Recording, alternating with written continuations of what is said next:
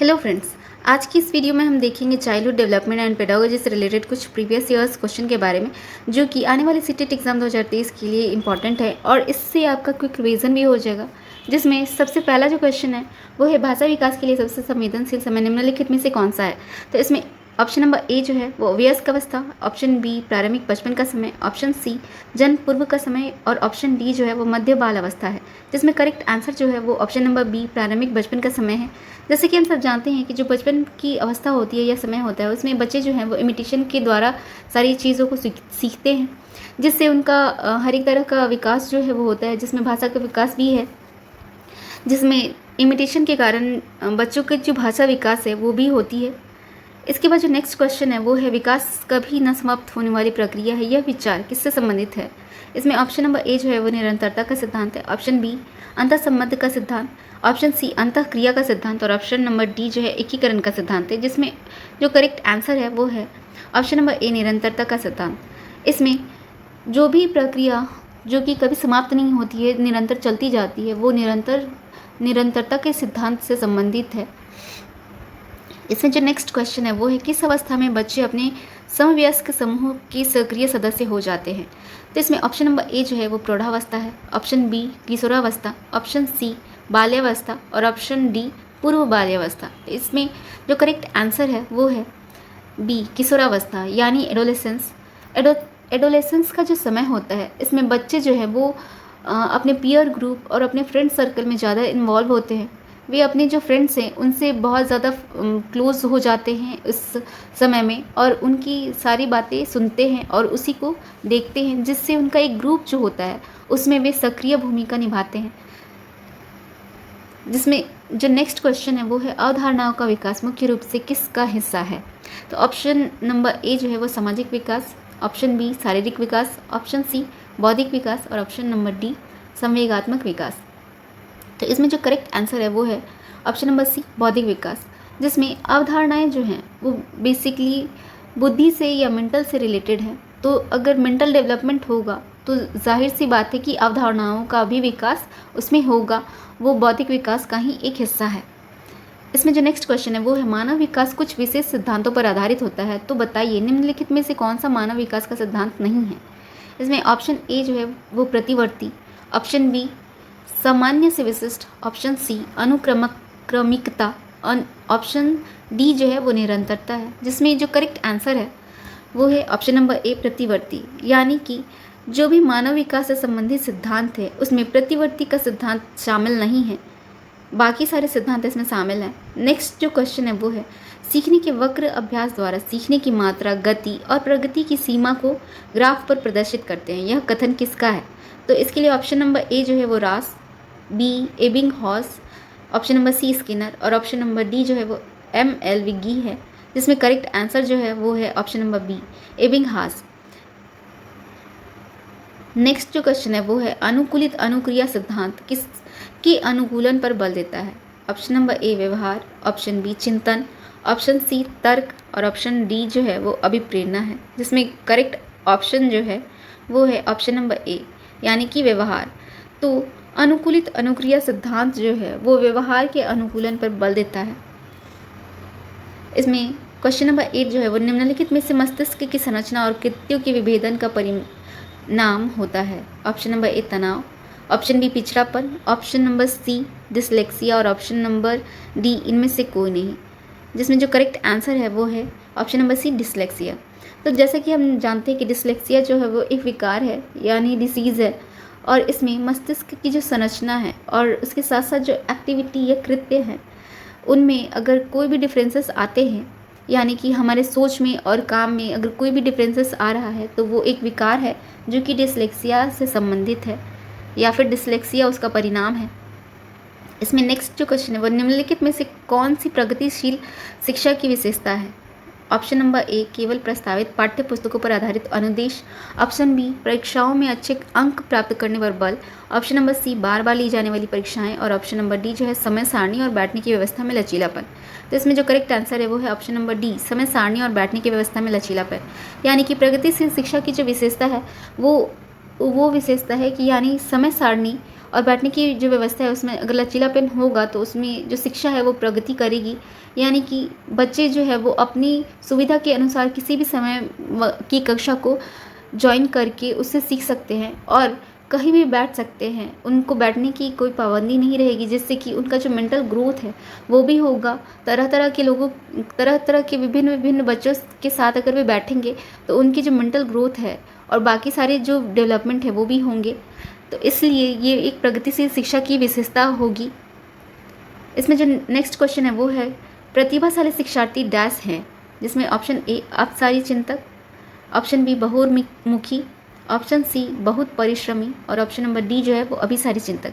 तो जिसमें correct answer जो है वो है ऑप्शन नंबर ए अवसारी चिंतक, जिसमें प्रतिभाशाली जो शिक्षार्थी हैं वे कन्वर्जेंट थिंकिंग ना करके डाइवर्जेंट थिंकिंग करते हैं। यानी कि एक ही क्वेश्चन के लिए उनके पास बहुत सारे अनेक ऑप्शंस या फिर आंसर मौजूद होते हैं। तो वे वैसे थिंकिंग वाले बच्चे, डाइवर्जेंट थिंकिंग वाले बच्चे जो हैं वो प्रतिभाशाली शिक्षार्थी होते हैं। इसमें जो नेक्स्ट क्वेश्चन है वो है बच्चे में प्रतिभाशीलता डैश के कारण हो सकती है। तो इसमें जो बच्चे हैं उनमें प्रतिभाशीलता एक संसाधन समृद्धि वातावरण के कारण हो सकता है, या फिर ऑप्शन नंबर बी सफल माता पिता के कारण हो सकता है, ऑप्शन नंबर सी एक अनुशासित दिनचर्या के कारण हो सकता है, या फिर ऑप्शन नंबर डी आनुवंशिकता और वातावरण के बीच अंतःक्रिया के कारण हो सकता है। तो जो इसका करेक्ट आंसर है वो है ऑप्शन नंबर डी आनुवंशिकता और वातावरण के बीच अंतःक्रिया। यानी कि कोई भी बच्चे जो हैं वो प्रतिभाशाली हो सकते हैं, या फिर उनका जो रीज़न है प्रतिभाशाली होने का वो ये हो सकता है कि जो उनकी हेरिडिटी है और साथ ही साथ जो इन्वायरमेंट है उनमें अगर वो अच्छी तरह से तालमेल बनाते हैं या फिर बना लेते हैं, उनमें अगर इतनी क्षमता होती है तो वे प्रतिभाशाली हो सकते हैं। उनका ये एक कारण भी हो सकता है। इसमें जो नेक्स्ट क्वेश्चन है वो है शिक्षा का अधिकार अधिनियम 2009 में निर्दिष्ट किया गया है कि कक्षा 1 से 5 तक यदि प्रवेश दिए गए विद्यार्थियों की संख्या 200 से अधिक है तो विद्यार्थी अध्यापक अनुपात होगा। Option number A 30, option number B 40, option number C 45 और ऑप्शन नंबर डी जो है वो 50 है। तो इसमें जो करेक्ट आंसर है वो है ऑप्शन नंबर बी यानी कि 40। तो शिक्षा का अधिकार अधिनियम 2009 के तहत जो किसी भी कक्षा में अगर कक्षा 1 से 5 तक में जितने भी बच्चे प्रवेश लिए हैं उनमें अगर विद्यार्थियों की संख्या 200 से अधिक है तो टीचर और पीपल रेशियो जो है वो 1/40 होगा, या फिर एक शिक्षक पे 40 विद्यार्थी होने चाहिए। जो नेक्स्ट क्वेश्चन है वो है कक्षा में सृजनात्मक और प्रभावशाली बच्चों के लिए आवश्यक हस्तक्षेप निर्भर करता है। ऑप्शन नंबर ए उन्हें अतिरिक्त समय दिए जाने पर, ऑप्शन नंबर बी उनके प्रति स्नेही होने पर, ऑप्शन नंबर सी उन्हें अन्य बच्चों को पढ़ाने की जिम्मेदारी देने पर, और ऑप्शन नंबर डी जो है वो शिक्षक द्वारा अनुकूलित और प्रेरक निर्देशन तरीकों के उपयोग पर। तो इसका जो करेक्ट आंसर है वो है ऑप्शन नंबर डी शिक्षक द्वारा अनुकूलित और प्रेरक निर्देशन तरीकों के उपयोग पर।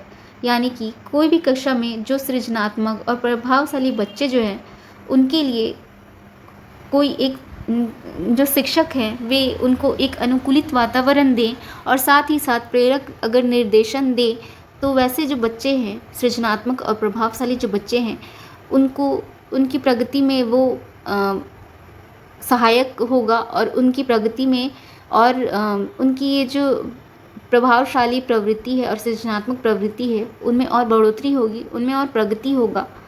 तो ऐसे में कहा गया है कि एक शिक्षक जो है वे प्रभावशाली बच्चे और सृजनात्मक बच्चे जो हैं उनके लिए एक अनुकूलित वातावरण तैयार करें ताकि वे बच्चे जो है वो अपने तरीके से सीख सके और अपनी जो सृजनात्मकता और प्रभावशीलता जो है वो बढ़ा सके।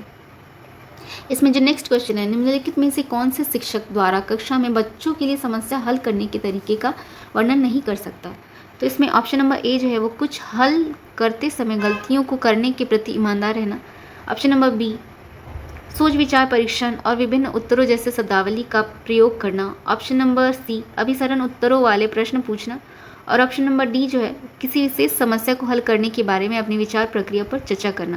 तो इसमें जो करेक्ट ऑप्शन है वो है ऑप्शन नंबर सी अभिसरण उत्तरों वाले प्रश्न पूछना। यानी कि एक जो शिक्षक है उसके द्वारा कक्षा में बच्चों के लिए जो समस्या हल करने का तरीका है उसमें अभिसरण उत्तरों वाले प्रश्न नहीं पूछने की चर्चा की गई है। यानी कि एक शिक्षक को कक्षा में अभिसरण उत्तरों वाले प्रश्न नहीं पूछने चाहिए, जिससे कि जो समस्या को हल करने की जो प्रवृत्ति है वो बच्चों में विकसित होती रहे। और जो कन्वर्जेंट थिंकिंग वाले जो प्रश्न होते हैं वे बच्चों की जो सोच है या समस्या हल करने की जो क्षमता है उसका विकास नहीं करता है। इसमें जो नेक्स्ट क्वेश्चन है वो है राष्ट्रीय रूपरेखा 2005 के अनुसार अधिगम स्वभाव में डैश और डैश है, जिसका ऑप्शन नंबर ए जो है सक्रिय और सामाजिक, ऑप्शन बी निष्क्रिय और सरल, ऑप्शन सी निष्क्रिय और सामाजिक और ऑप्शन नंबर डी सक्रिय और सरल। तो इसका जो करेक्ट आंसर है वो है ऑप्शन नंबर ए यानी कि सक्रिय और सामाजिक। यानी राष्ट्रीय रूपरेखा 2005 के अनुसार अधिगम स्वभाव में सक्रिय और सामाजिक होना चाहिए। इसमें जो नेक्स्ट क्वेश्चन है वो है प्रगतिशील शिक्षा के बारे में निम्नलिखित में से कौन सा कथन बताता है कि शिक्षा स्वयं ही जीवन है। जिसमें ऑप्शन नंबर ए जो है स्कूलों की आवश्यकता नहीं है, बच्चे अपने जीवन के अनुभवों से सीख सकते हैं। ऑप्शन नंबर बी जो है स्कूलों में शिक्षा सामाजिक और प्राकृतिक दुनिया को प्रतिबिंबित करे। और ऑप्शन नंबर सी जीवन सच्चा शिक्षक है। ऑप्शन नंबर डी स्कूल शिक्षा को यथासंभव लंबे समय तक जारी रखना चाहिए। तो इसमें जो करेक्ट आंसर है वो है ऑप्शन नंबर बी स्कूलों में शिक्षा सामाजिक और प्राकृतिक दुनिया को प्रतिबिंबित करे। तो इसमें शिक्षा स्वयं ही जीवन है जिस कथन से संबंधित है वो ये है कि शिक्षा जो है वो जीवन के हर एक पहलू से जुड़ा होना चाहिए, जिसमें सामाजिक और प्राकृतिक जो दुनिया है वो उसको प्रतिबिंबित करता है। यानी कि जो शिक्षा है वो बच्चों की सामाजिक दुनिया से और प्राकृतिक दुनिया से जुड़ा हुआ होना चाहिए, तभी जो शिक्षा है वो जीवन का आधार कहलाती है और शिक्षा स्वयं ही जीवन है इस कथन को साक्षात्कार करती है। इसमें जो नेक्स्ट क्वेश्चन है वो है कोहल वर्ग के सिद्धांत के योगदान के रूप में निम्नलिखित में से कैसे माना जा सकता है। ऑप्शन नंबर ए इस सिद्धांत में विस्तृत परीक्षण प्रक्रिया आए हैं। ऑप्शन नंबर बी यह नैतिक तर्क और कार्यवाही के बीच एक स्पष्ट संबंध स्थापित करता है। ऑप्शन नंबर सी उनका विश्वास है कि बच्चे नैतिक दार्शनिक हैं। और ऑप्शन नंबर डी जो है उनके सिद्धांत ने संज्ञानात्मक परिपक्वता और नैतिक परिपक्वता के बीच एक सहयोग का समर्थन किया है। ऑप्शन नंबर जो करेक्ट ऑप्शन है वो है ऑप्शन नंबर डी उनके सिद्धांत ने संज्ञानात्मक परिपक्वता और नैतिक परिपक्वता के बीच एक सहयोग का समर्थन किया है। यानी कि जो कोहल वर्ग ने जो सिद्धांत का प्रतिपादन किया था उसमें कॉग्निटिव मैच्योरिटी और मोरल मैच्योरिटी जो है उन दोनों में ही कॉम्बिनेशन बिठाने की और उन दोनों को ही डेवलप करने की बात कही है। और उन दोनों में बेसिकली कॉम्बिनेशन जो है वो बिठाने की बात कोहल वर्ग के सिद्धांत ने कही है। इसमें जो नेक्स्ट क्वेश्चन है वो है सृजनशील मौलिक परिणामों को अभिव्यक्त करने की मानसिक क्रिया है। उपरोक्त कथन किसके द्वारा दिया गया है। Option number A Skinner, option B James Drever, option C Ross और ऑप्शन नंबर डी जो है क्रो एंड क्रो है। तो इसका जो करेक्ट आंसर है वो ऑप्शन नंबर डी है। यानी सृजनशील मौलिक परिणामों को अभिव्यक्त करने की मानसिक क्रिया जो है इस कथन को क्रो एंड क्रो ने दिया है। नेक्स्ट जो क्वेश्चन है वो है एक भाषा शिक्षक कक्षा में कविता का विवरण समझाकर कक्षा में कविता पढ़ रहा है और छात्रों को स्पष्टीकरण से निष्कर्ष निकालने या व्यापक विचार करने के लिए कह रहा है। निम्नलिखित में से यह किसका उदाहरण है। तो इसका जो ऑप्शन नंबर ए है आगमनात्मक तर्क, ऑप्शन बी निगमनात्मक तर्क, ऑप्शन सी अवधारणा मानचित्रण और ऑप्शन नंबर डी जो है परिकल्पनात्मक परीक्षण है। जिसका करेक्ट आंसर जो है वो है ऑप्शन नंबर ए आगमनात्मक तर्क यानी इंडक्टिव मेथड और रीजनिंग। इसमें अगर कोई शिक्षक एक कक्षा में कविता का पाठ कर रहा है और वो बच्चों को उस कविता का जो सारांश है वो भी समझा रहा है, उसका विवरण दे रहा है और साथ ही साथ जो बच्चे हैं उनको इस कविता पे अपना विचार सोचने के लिए भी प्रेरित कर रहा है, तो ऐसा जो तर्क है या ऐसी जो प्रक्रिया है वो इंडक्टिव रीजनिंग का उदाहरण है। इंडक्टिव का अर्थ होता है कि इसमें जो एग्ज़ाम्पल है उसको पहले रखना और उसके बाद उसका जो थियोरी है उसको बाद में रखने की बात कही गई है। जैसे कि इसमें एग्ज़ाम्पल के थ्रू समझा रहा है अगर कोई टीचर, तो वो इंडक्टिव रीजनिंग के अंतर्गत आएगा। इसमें जो नेक्स्ट क्वेश्चन है वो संभाषण में अर्थ की लघुत्तम इकाई है। ऑप्शन नंबर ए शब्द, ऑप्शन बी पह, ऑप्शन नंबर सी ध्वनि ग्राम और ऑप्शन नंबर डी जो है वो रूपग्राम है।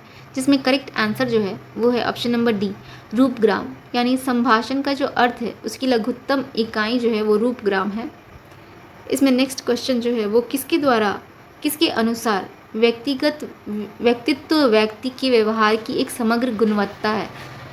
Option number A Allport, option B Woodworth, option number C Ross और ऑप्शन नंबर डी जो है वो बोरिंग है, जिसमें करेक्ट जो आंसर है वो है ऑप्शन नंबर बी, यानी वुडवर्थ ने कहा, वुडवर्थ के अनुसार या फिर वुडवर्थ ने ये कहा है कि व्यक्तित्व व्यक्ति के व्यवहार की एक समग्र गुणवत्ता है।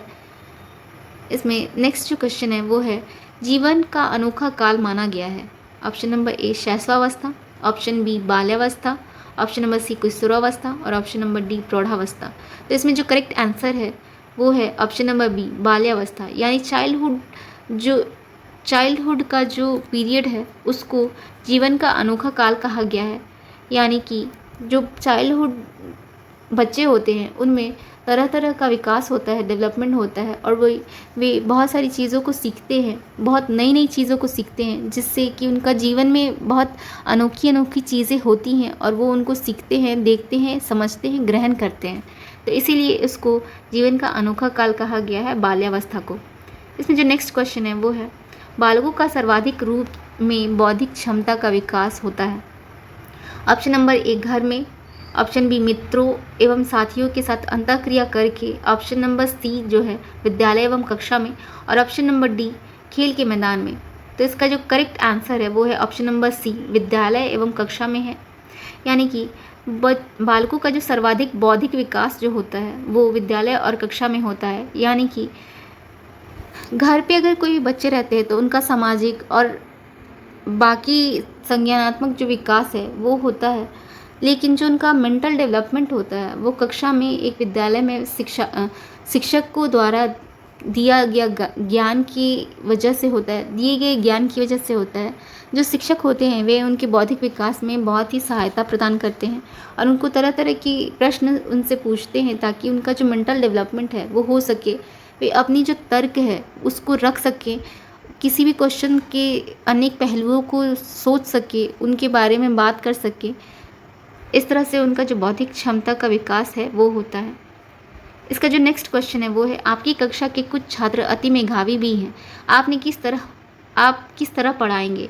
ऑप्शन नंबर ए जब वे चाहें, ऑप्शन बी कक्षा के साथ, ऑप्शन सी समृद्धिकरण कार्यक्रमों के द्वारा, ऑप्शन नंबर डी उच्च कक्षा के साथ। तो जो इसका करेक्ट आंसर है वो है ऑप्शन नंबर सी समृद्धिकरण कार्यक्रमों के द्वारा। यानी कि जो अति मेधावी छात्र हैं उनको एक शिक्षक को समृद्धिकरण कार्यक्रमों मतलब कि बहुत सारे प्रोग्राम्स उनके लिए आयोजित करने चाहिए उनके अकॉर्डिंग या उनके अनुसार, ताकि वे भी जो बच्चे हैं वो अपने तरीके से उन कार्यक्रमों में भाग लें, इंटरेस्ट लें और उससे सीखें। नेक्स्ट जो क्वेश्चन है वो है चरित्र का विकास होता है। ऑप्शन नंबर ए नैतिकता द्वारा, ऑप्शन बी बल एवं व्यवहार द्वारा, ऑप्शन नंबर सी इच्छा शक्ति द्वारा और ऑप्शन नंबर डी जो है वो उपरोक्त सभी के द्वारा। तो इसमें जो करेक्ट आंसर है वो है ऑप्शन नंबर डी उपरोक्त सभी के द्वारा। यानी कि किसी भी बालक का जो चरित्र का विकास होता है वो नैतिकता, बल, व्यवहार और इच्छा शक्ति तीनों के द्वारा होता है। तो आज की इस वीडियो के लिए इतना ही। अगर ये वीडियो आपको अच्छी लगे तो प्लीज़ इसे लाइक, शेयर और सब्सक्राइब जरूर कीजिए। और अगर आप चैनल पे नए हैं तो मेरे चैनल को सब्सक्राइब करें ताकि ऐसे ही लेटेस्ट क्वेश्चन और उसके आंसर आपको देखने को मिले और रिवीजन करने के लिए भी मिले। तो आज की इस वीडियो के लिए इतना ही, मिलते हैं नेक्स्ट वीडियो में।